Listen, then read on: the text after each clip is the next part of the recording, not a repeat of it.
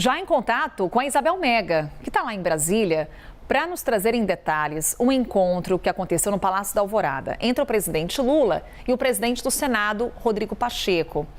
Isabel, a gente sabe que numa conversa entre Lula e Pacheco não vai faltar assunto. E também sabemos que a prioridade do governo nesse momento é a pauta econômica. Foi essa a pauta que predominou as conversas aí em Brasília? Bom dia.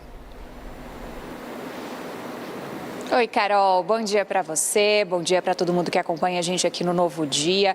Olha, dia 1º de agosto marcou a retomada do recesso do Congresso, ainda que oficialmente, mas na prática não tinha ninguém por lá não, viu? Eu até brinquei ontem aqui no Novo Dia que nem a gente foi para lá.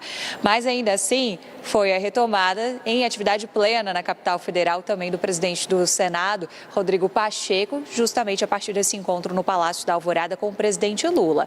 Encontro esse que não estava originalmente na agenda do presidente da República e que contou com mais alguns elementos que dão para a gente esse tom sobre o teor da reunião, que é a pauta econômica. Carol, Dario Durigan, que é o secretário executivo do Ministério da Fazenda, está com o papel, de assumir as tarefas do ministro Fernando Haddad de férias, participou desse encontro. O líder do governo no Senado, o senador Jacques Wagner, também.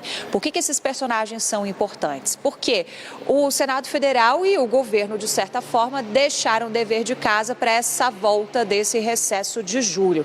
Eles precisam resolver o tema da desoneração da folha de pagamento, que vem se arrastando desde o ano passado. Ganharam um prazo a mais do outro poder, o Supremo Tribunal Federal, até o dia 11 de setembro, portanto. Mas ainda assim, não conseguiram ainda ajustar o terreno em torno daquelas medidas compensatórias. Porque sempre funciona da seguinte maneira, Carol. Se você aumenta, essa possibilidade de desoneração, ou seja, está faltando dinheiro ali para os cofres do governo, você tem que compensar de alguma forma fazendo entrar dinheiro. É isso que a gente fala de medida de compensação.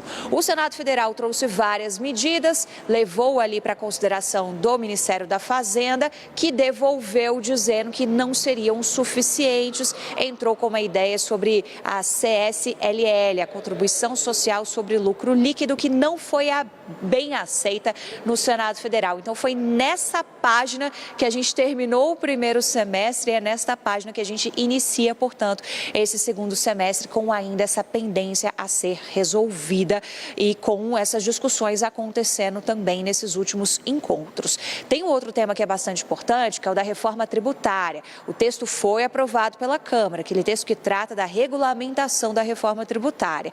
Chegou no Senado, o governo está fazendo pressão porque gostaria de entregar a reforma tributária prontinha até o final deste ano de 2024.